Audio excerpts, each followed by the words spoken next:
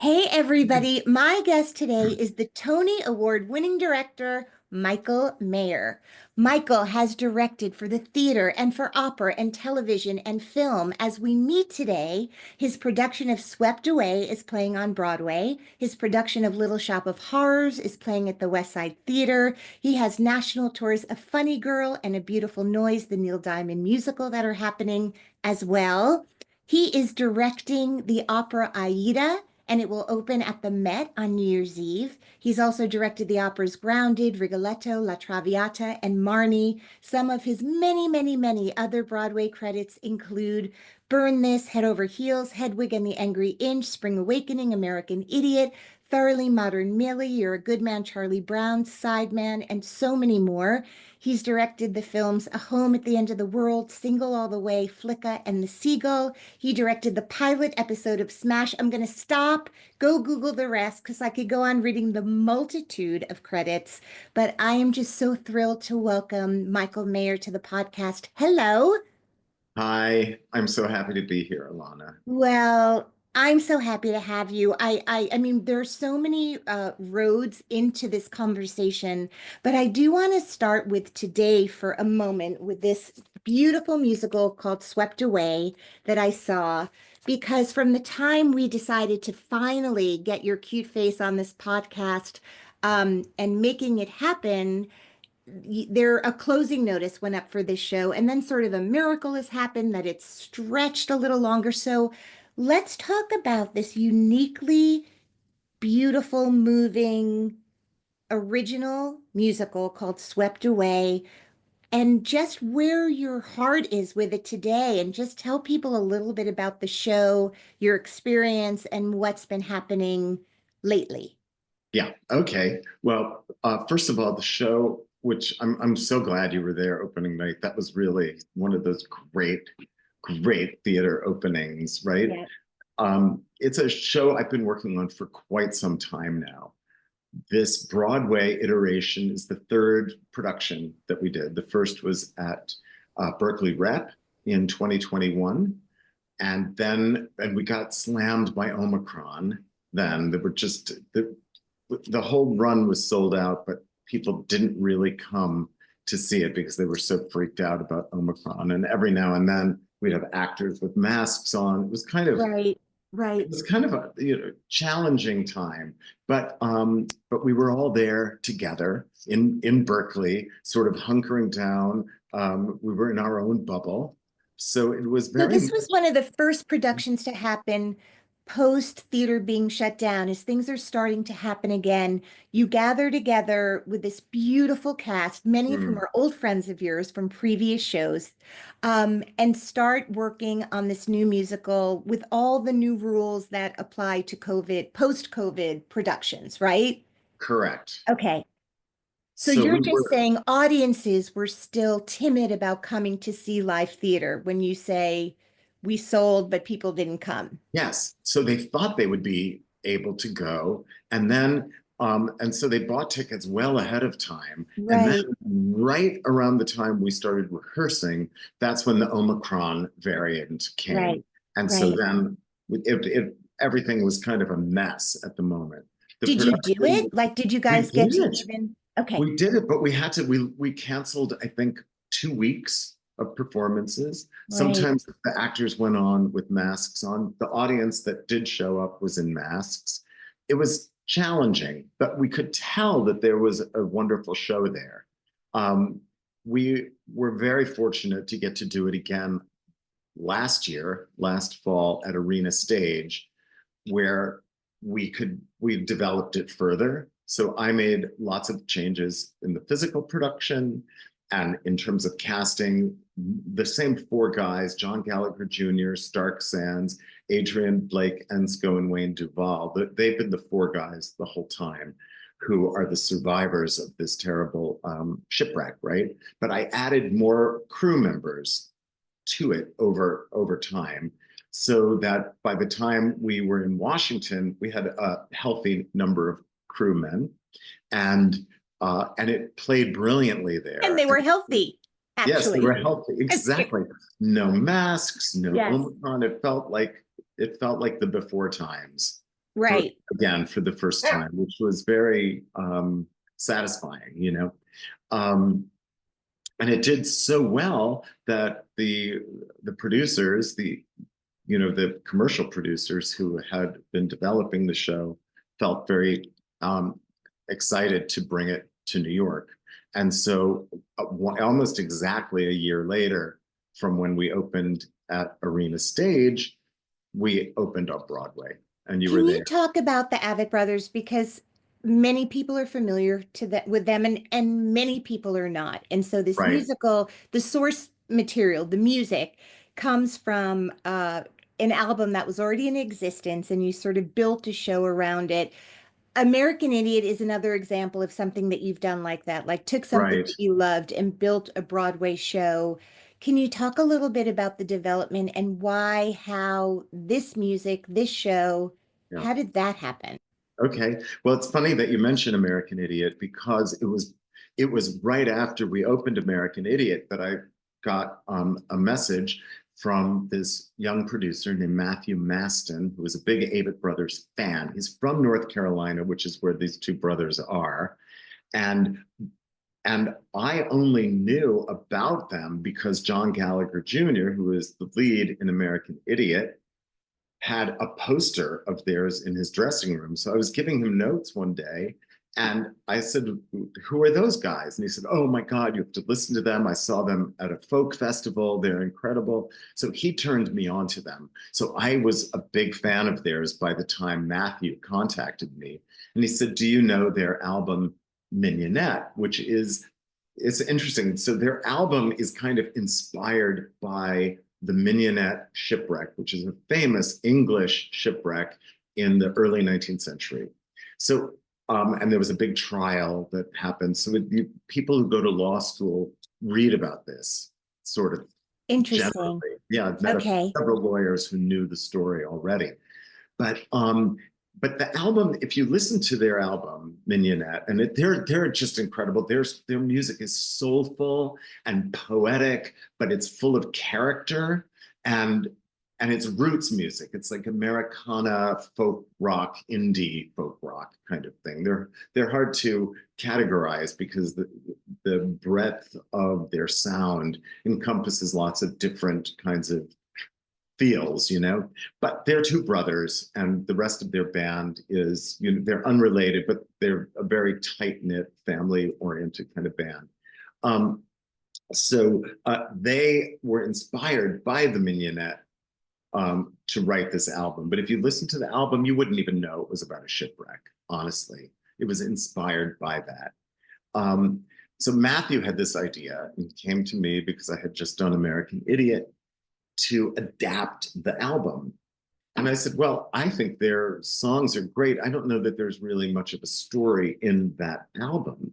He went to John Logan, the playwright, and John sort of came up with his own version of a story, also inspired by the Mignonette, but not slavishly dedicated to the facts of that shipwreck and of the trial that happened as a result of it. So he made up his own story. He met with the Avett Brothers in North Carolina. They gave him free rein to pillage any of their existing material. He came up with this amazing short epic story. It's kind of, it sounds oxymoronic in a way because it's a very disciplined, very fast moving story, but it's 90 something minutes, like 95 minutes long, but it's huge in scope. And it is about how far would you go to save yourself, to save someone you love? It's a love story. It's a story of brothers and sacrifice and salvation. It's very powerful. I loved what I read. And we put together these readings and started to figure out how the thing would take shape. So that was many years ago. So, and I knew I wanted Johnny to be in it. It had to be because I wouldn't even be there. I wouldn't be part of this conversation if Right. he hadn't Right. turned me on. So And when you were about like, there are so many layers and levels of development of a new Mhm. musical. Yeah. But when the moment came where there was enough of a book and a music and a concept, as you were describing, and John Logan of it all, where's Johnny at that moment? Are you guys in touch sort of all the time since you first met? Do you go in and out? Is he looking for his next thing? How does that Oh, happen? yeah. But we've been friends ever since Spring Awakening. And when I had the idea to do American Idiot, I knew I wanted to make it for him. I knew he was a Green Day fan, as I was, but I knew that this could be the next thing for him after playing that angsty teenager. I thought, oh, I wonder what the angsty 20-something is Right. in Let's him. channel it into that. Exactly. And now Yeah. here he is, in his 40s now, right? Like, He's what is that? grown. He's Yeah, he's grown like a up. man now. It's amazing. So we've Yeah. always been in touch. I've stayed in touch with, I'd say, most of the Spring Awakening and most of the Idiots too. Both of those shows we were very connected, I feel like. And they were kids, so to me, because I'm 150 years old now. Correct. So I never had kids, you know, Right.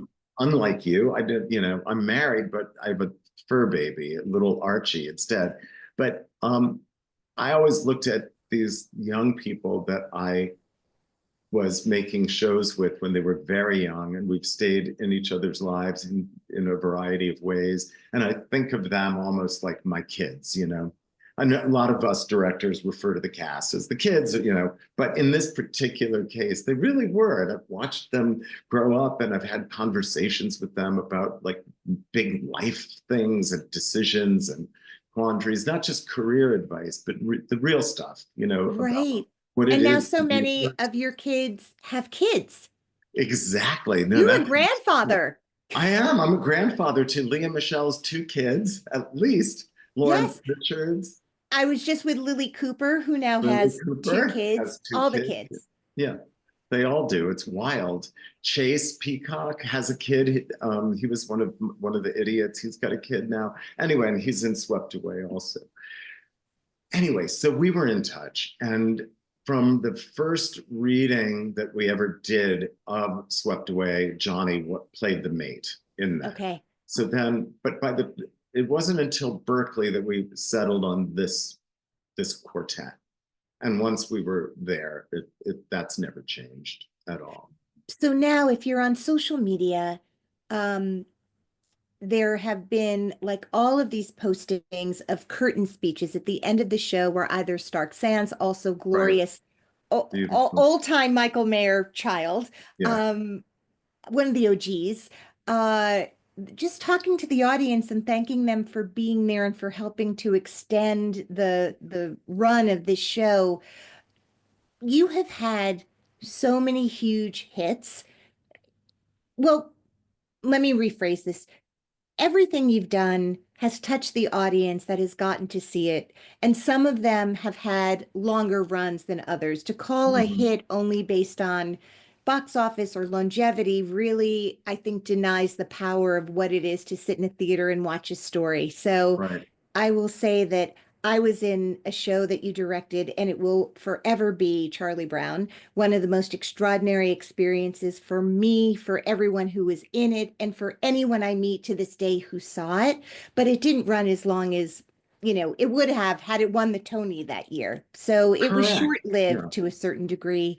Um, this is one of those times where even with like the unbelievable resume that I've read of the things you've done, where you're dealing with like this thing that you really love, not getting to be seen by as many people as it Mhm. could. And Yeah. can you talk about even at this sort of late date in your career, like a long, decades long career, how does that make you feel?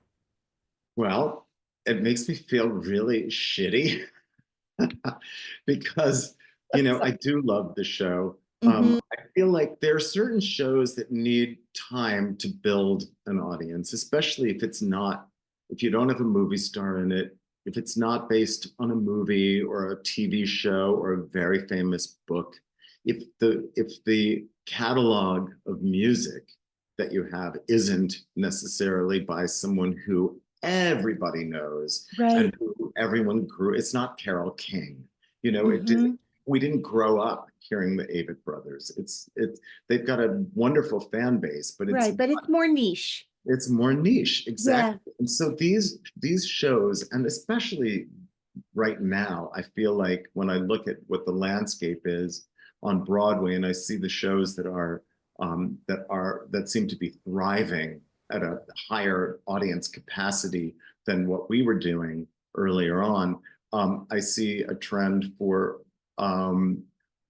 funny, campy, famous title, famous star. There's a kind of desire maybe among the theater going population for some more escapist kind of thing, or something that's more silly or irreverent and in a campy way. And look, I love camp too. You know, I'm not, I don't mean that in a pejorative way, but it's kind Right. of extraordinary how much that's out there really does fall into the world of camp or satire or silliness. Right.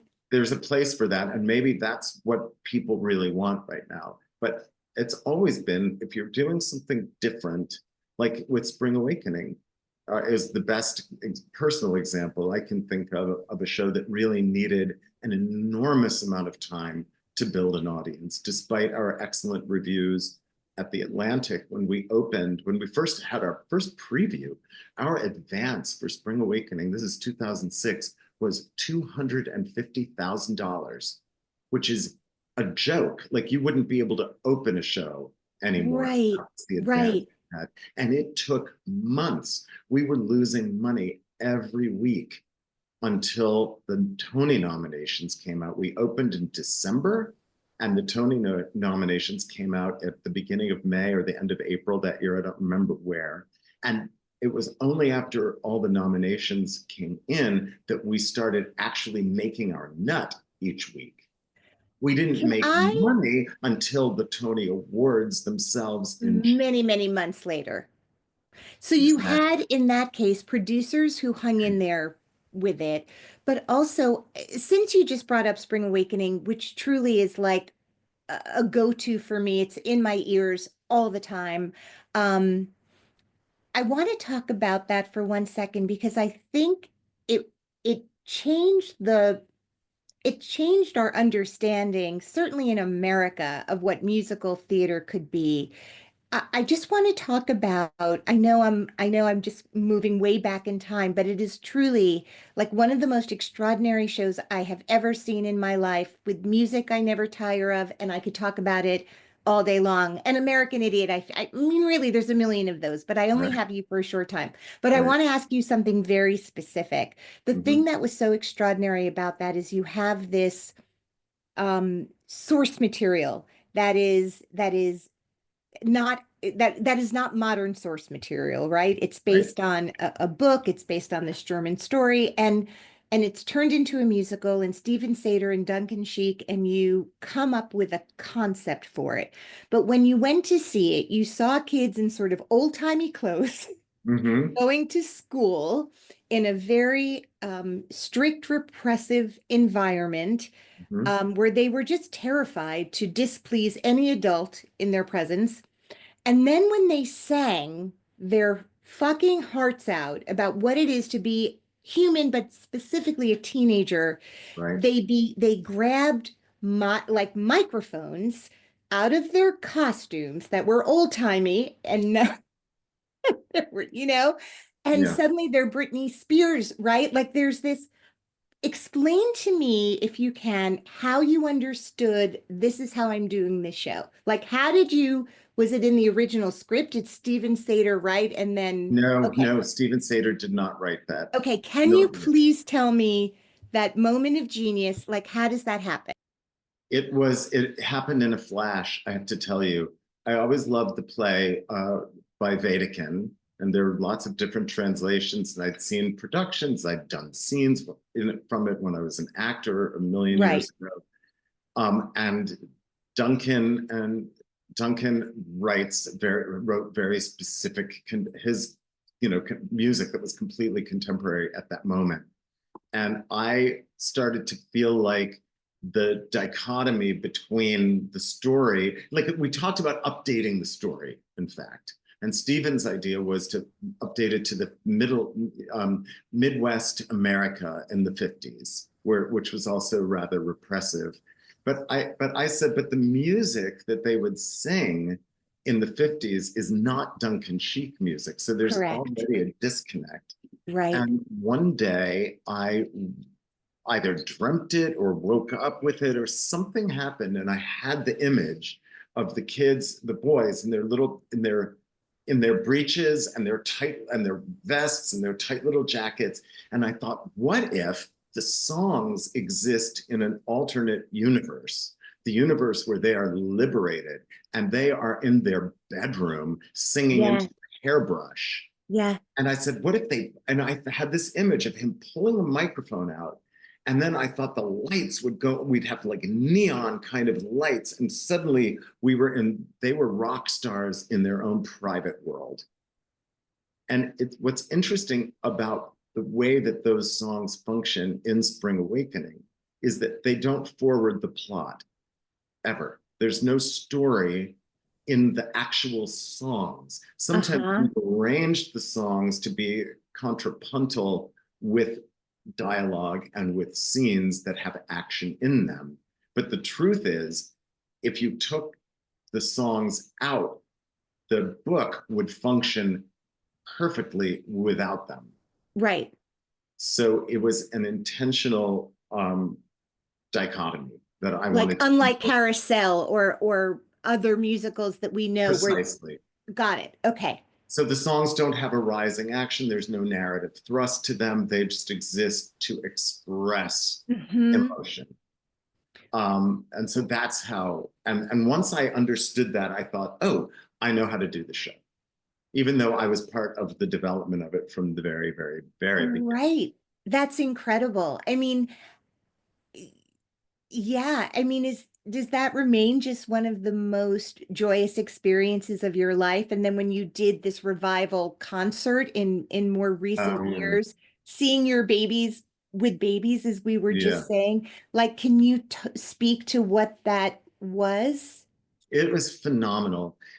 Making the show itself, just making it was again, these things take forever. It was a long process. I think it was 7 years from the first conversations we had to the first production. But every step of the way, I just fell more and more in love with the piece itself and started collecting actors along the way. Lea Michele walked into my room, my audition room, when she was 14 years old, singing I Don't Know How to Love Him from Jesus Christ Superstar. I don't think she even knew what she was singing about because it was, it's Mary Magdalene, right? I mean, so she was like, but the voice was amazing, and using her as kind of a linchpin through it. And so I kept casting kind of around her. So she would be reading with Melchior's, and then I'd have Moritz's come in, and everyone, she kind of defined what that was going to be. Interesting. And with so many of them, Gallagher was in early on, and Remy. There were several of them that I sort of kept and they maintained their youth well enough that they were still believable as teenagers by the time we opened on Broadway, but so deeply connected to them. And so then when we did that reunion concert, that was jaw-dropping, because they had all grown into themselves. They'd become the people that you kind of hoped that they would be, and just gorgeous and talented and soulful and present and available for all that it meant to carry that history with them and then to revisit it like that. It was an unbelievable night. I feel like it could have been right before or right after, but when we were doing Charlie Brown, I feel like the next thing, or simultaneously, you were doing like The Lion in Winter. Like, Yes. Right. And so when I look at like the scope and breadth of your career, like A View from the Bridge and Thoroughly Modern Millie, I mean, there are very few people and as we speak, you're literally in rehearsal and I want to come see this and I can't wait for an opera at the Metropolitan Okay. Opera. I mean, one of the most beautiful opera houses just to walk in. Forget even hearing music play. Right. Like the majesty of an opera house and then the sheer numbers of people that Yeah. occupy the space of an opera. So when leave me and maybe go back to rehearse, or you were there earlier today, tell me a little bit about what it is. I mean, I'm going to answer my own question. I imagine communicating with the artists, whether they're singers, actors, whatever the genre, like the humanity of it is the same. Like you're telling a story, and these are the Mhm. people and the spaces you're telling the story in. Is the star of Aida, for example, that you're doing right now, where is she from? She is from, oh my God, that's such a good, she just told me the other day, I know she lives Okay. in New Jersey. Her name is Angel Blue. Is She's, she she's, American? she's an American soprano. She's fantastic. She was in the Young Artist program at the Met. So Wow. she's been connected to the Met. She's still a young woman, absolutely gorgeous, gorgeous human, utterly sympathetic and radiant, and with a beautiful voice. And she's a real fantastic creature. I'm crazy about her. But But you don't so when they're doing an opera, do you bring like they say we're doing Aida, this is our star, will you direct it? correct. Well, Okay. no, Peter said, "Will you direct it?" And this is when it's going to be, and here's who's in it. So Okay. it's all kind of, it is kind of all of a piece. But then with this particular one, because this got slammed. This is my pandemic leftovers this fall. So Oh, grounded, but with the delicious. Jeanine Tesori opera that I did, that I opened the Met season with, that was supposed to happen in 2019 or 2020. Aida was supposed to happen in 2021. Everything's been pushed. We were hoping Right, Swept Away would be in on Broadway by 2021. But so right. everything got pushed and all jammed into this one little 4 month, this crazy 4 months of back-to-back work. But with to get back to your question though, it is very similar, but with one significant difference in terms of how the work is with the performers. Even if Aida didn't have 200 people on stage, which is Right, jaw-droppingly complicated, and right. I still wake up in a panic every day, but Sorry to trigger you. it's fine. I was there all day today. It's Okay. looking pretty great, I have to say. Okay, good. But the thing that's different is that these singers, they're like athletes, right? What what matters more than anything? It's not the story, it's not the set, it's not the costumes, it's not the lighting, it's the music. It is Mhm. absolutely foremost in importance.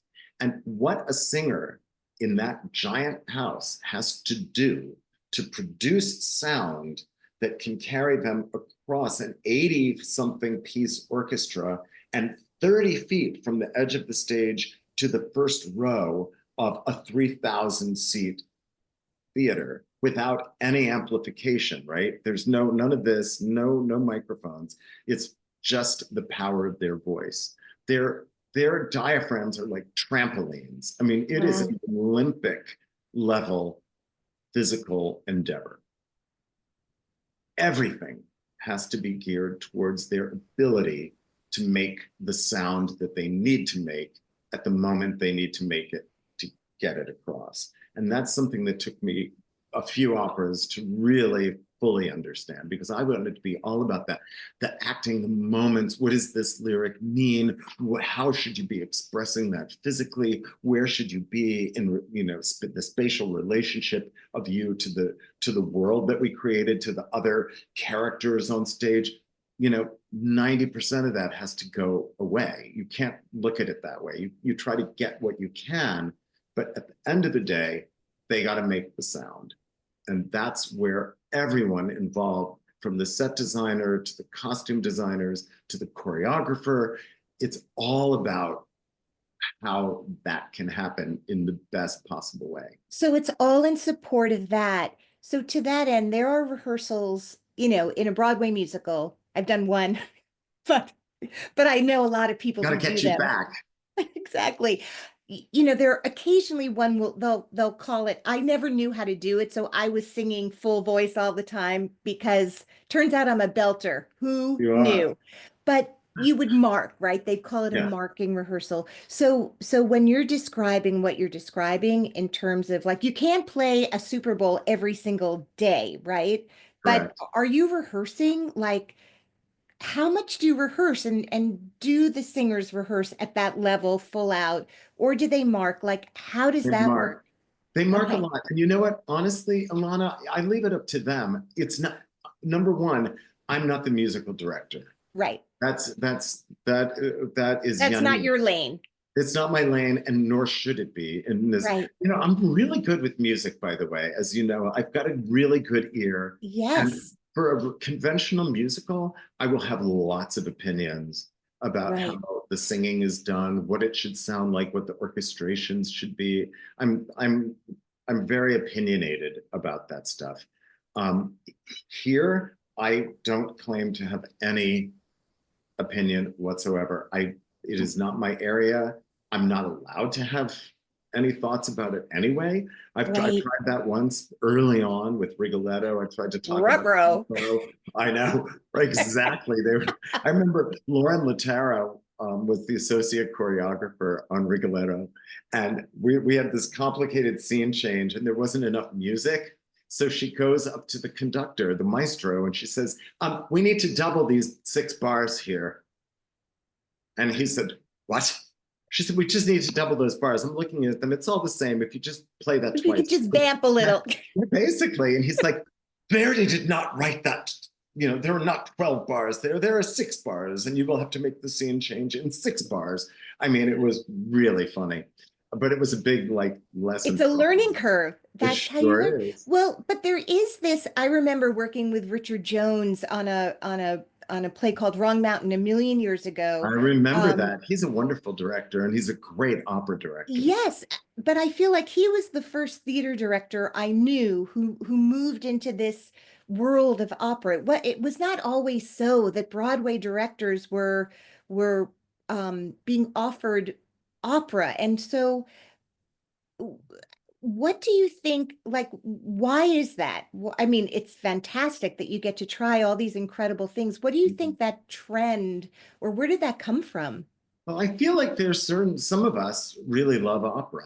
Yeah. I know Did you that grow up listening or loving, or I was this an grew up listening. adult? It was, my parents would listen to the Met live broadcast on Saturday afternoons. So it was in my Mm. head. I didn't really, ironically, the very first opera, full opera that I ever saw was the Houston Grand Opera 1977 production of Porgy and Bess that played at the Kennedy Center. I'm from DC, so I Right. went to the Kennedy.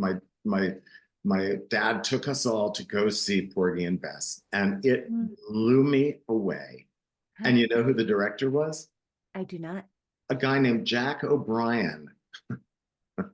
Is that Crazy. funny? I didn't even know it until probably less than 10 years ago. I was at a dinner party with him, and he was talking about the opera, and I just mentioned, I don't know how it came up, but I said to him that my gateway drug was the Houston Grand Opera production of Porgy and Bess. And he said, I directed that.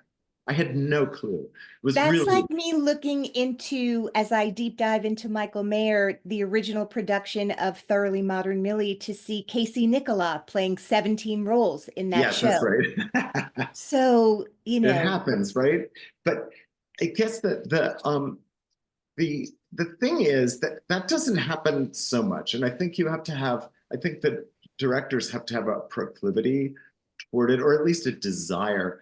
I know that Peter Gelb, the general manager at the Met, has made a very concerted effort to try to change the dynamic a little bit at what is usually done with repertory mm, here in America.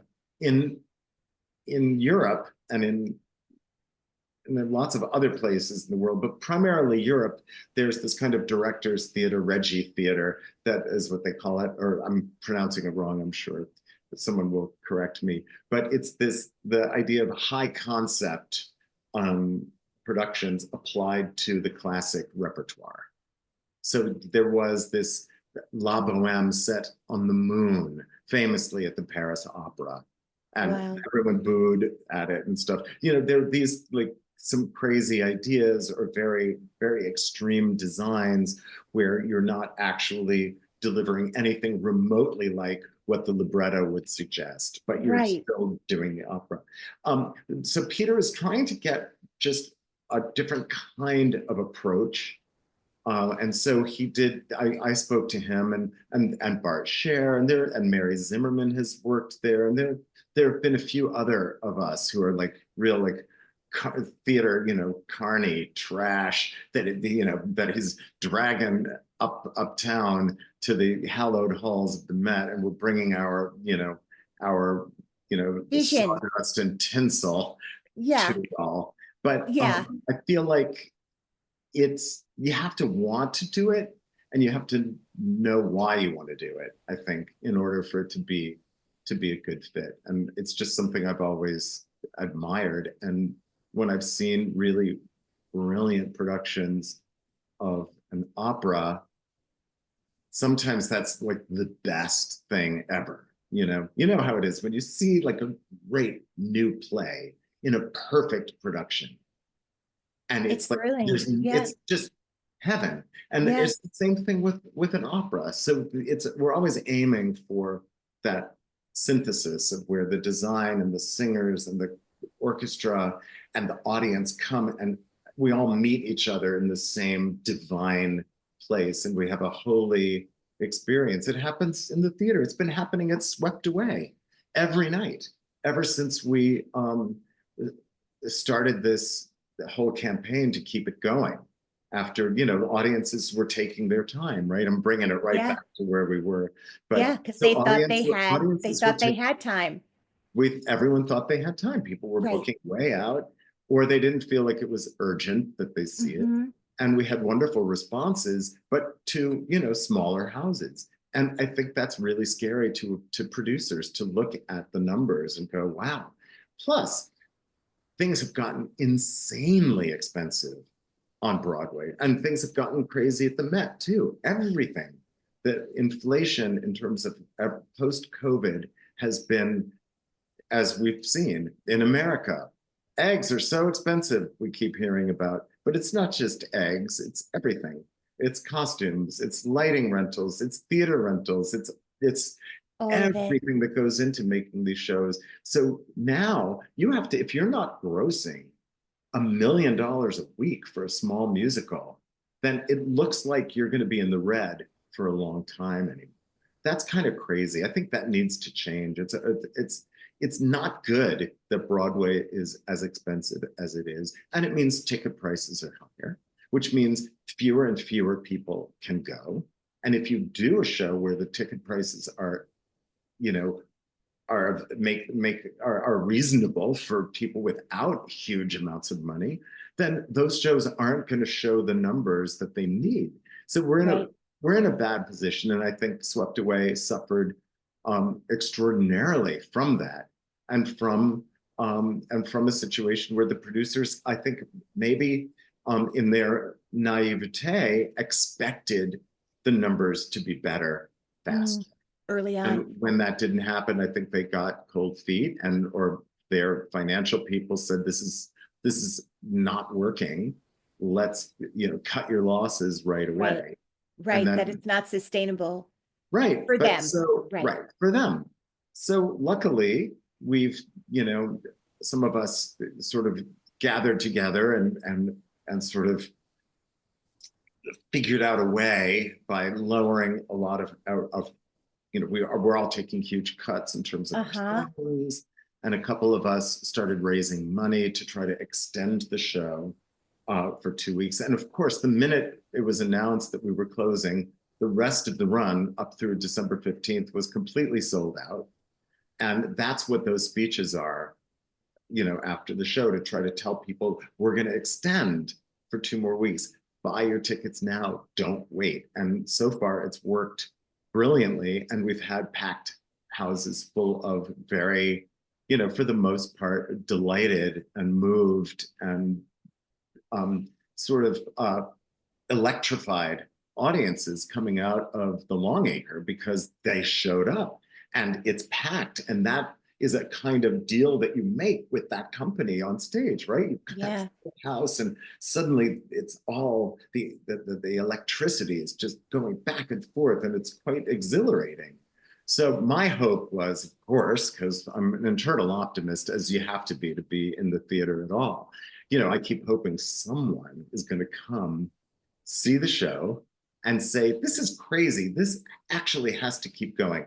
How much money do you need to keep it going through to award season, and start to get some nominations in there and get recognition and have people talking about it more so that this has a shot at getting more people to see it. This may never be a moneymaker. And never, it's a tricky, dark show, and we're living in very dark times, and maybe people just don't want the double hit of anxiety. I really appreciate that, but I'm crossing digits thinking, we'll see. 2 weeks. You never know. You never know. But what's so crazy at the same time is there's this show, Little Shop of Horrors, that has been running for years and years and years and years. So that to me, if you look at that is a dark and happy musical in equal parts. It's deeply felt and joyously sung. And it was one of the most amazing shows I ever saw when I was like a young person coming to see theater in New York City. And you've managed, it's an interesting model, right? It's a small theater, it's off Broadway with pretty much always some, if not a huge star, a beloved star. When I saw Sherry Renee Scott was in, and I was like, I'm done. My work is done here, people. I've lived long enough to see Sherry in Little Shop of Horrors. This is good. But that must be incredibly satisfying to have this show keep going and making so many people happy for so long. It's been an incredible gift. Because like you, I saw that original production at the Orpheum. And when I was approached to do this, my one goal was, because number one, I think I will go on record and say, I think it's the best musical written in the 1980s and one of the best musicals ever. It's just about perfect. It really, just the construction of it, the beautiful songs by Howard and Alan, the book by Howard. The tone of it is so specific, and when you play it right, as luckily, we've cast it really well so far, and everyone's found their own way into it, but everyone comes at it from a place of truth and honesty, which gives it the heart that it needs. But I think that my dream was to honor Howard Ashman, the director, because he also directed the original production. Oh, that's right. For me, it's like an homage to what he made. It's different. And, certain things are very similar. And there's a world where I guess you could set Little Shop of Horrors on the moon, or do Planet of the Apes Rigoletto, which apparently that also happened somewhere in Germany once upon a time. But I think whatever. But I think that this show wants to be pretty much the way we're doing it. I feel like, and because it's such a beloved show and people have such great feelings about it, they get to see it multiple times with all of these different actors putting their own special sauce on it. So it's been great. It's been 5 years now. We just celebrated 1,500 performances the same week that we announced we were closing Swept Away Early. So that's been a real roller coaster for me emotionally, I'll tell you that. I'm sure. Also, I know Smash, which really had its own unique fan base. That really was a show that people felt deeply, like deep ownership of it. And I do feel like it started out, it was a great thesis, right? Can we do a TV show that really, really shows what it is to love, live, breathe, and devote your life to theater? And I think, it's certainly the most successful version of that we've ever had on TV. And the pilot, especially, which you directed, Mm, um, that's the thing. That was the catnip that got us all into it. yeah. So, can I just ask, because I don't know if you had done TV before or after that, but well, I know you did it after that, but how did that particular, like, did Spielberg call you and say, "Hi, Michael"? Spielberg was a big Spring Awakening fan. Did And you meet him? Did you meet him during the course? Like, did you no, know I that? didn't. I wasn't there the night that he and Kate. I think Jessica came too. I think maybe it was just the two of them. I can't remember now. That's a Okay. while ago. But I know that he loved it, and he may have seen it more than once as well. And Bob Greenblatt, I knew, and he knew my work. So I got a call from the two of them, and Neil Marin and Craig Zaden, who were going to be producing it. So we all got on a call, and they asked me to do it. My schedule was really tight at the moment. I wasn't technically available to do it. And I remember Teresa Rebeck calling me, and I'd worked with her before, and she'd written the excellent pilot. And she called and said, "Listen, please, please, is there any way you can make this work? I really want you to do this." And I said, "Well, I haven't really done TV before. I'd done 2 films, but I'd never worked at the pace of a television show." And she said, "I'll help you. Don't worry. You'll be great." And I organized with the Signature Theatre. They were doing the Tony Kushner season that year, and I was directing The Illusion for them. And they agreed to move that to a later slot to accommodate this shoot of the pilot. And so then there I was, and I just dove in feet first, jumped in, I guess, feet first. You dive in head first. Maybe I did dive in. Maybe I No, hit my it head along the it way. was it came out pretty good. Yeah. Yeah, no, I'm really proud of that pilot. I worked my ass off, and I had such great people working on it, and I was involved with the casting of that, so that was incredibly fun for me to help put that whole cast together. Um, and I loved making it. I really loved it.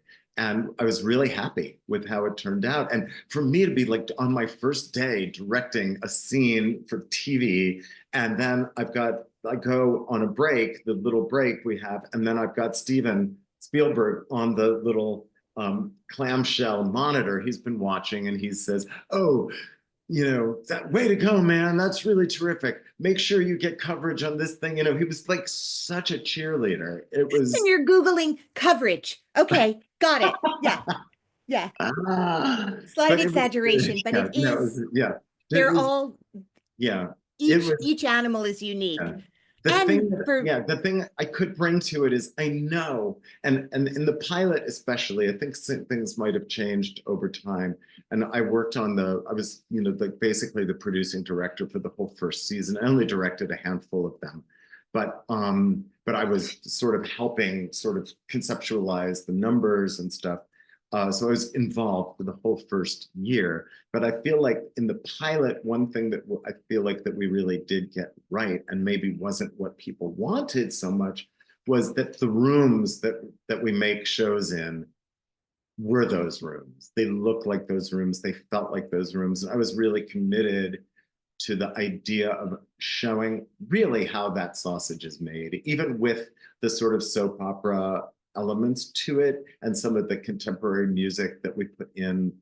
But I feel like that I think wasn't always, that felt maybe a little too, what they kept saying was that's too inside baseball, and I appreciate that. I understand that. And I'm no expert on what audiences across America are going to want to right, for watch. people who haven't auditioned for at 890 Exactly. And Broadway. being in Fair. rehearsal rooms, it's not glamorous, as well Yeah, as anyone. It's yeah. just, it's work. But for me, I thought it would be that's what my goal was. And to shoot what, as a director, when I'm watching something unfinished in a rehearsal room, that I can imagine what it might look like in its finished product. So I feel like that was a really key part of that pilot, to get inside Derek's head and see what he's imagining. It's something that I could bring, that's what I could bring to it. Yes, and everyone, if you think of like Jack Davenport, Angelica Houston, Deborah Messing, Christian Mole, everyone who was behind that audition, like everyone. Oh, it's great. And for, just this is my little known fact for people who don't know this, Deborah Messing was in a production of a Tony Kushner play that Michael directed at NYU called Perestroika when she was very young. And so if you're just tracking the longevity of relationships between Michael and the actors that he works with, there's a lot of loyalty there and joy in Mm. finding new ways to work together. I look forward to experiencing that with you Yes, me too. We at have to some point. But conspire. yes, but before I let you go, um, and you just have to come back because it's just you have to go, I have to go, and we've scratched the surface of this beautiful career. Is there a little known fact about Michael Mayer that you can share? Yes, I Okay, thought about it. good. I'm, and don't ask me to do it because I won't be able to, but I Do it. happen to be, I'm an extraordinarily good whistler.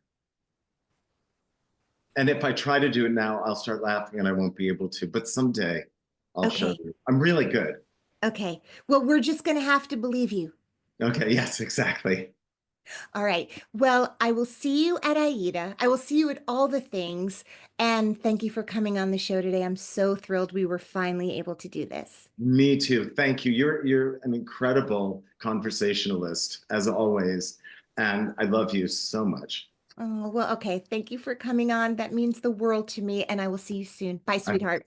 Say hello to Dr. Roger for me. I will. Okay, thanks. Bye.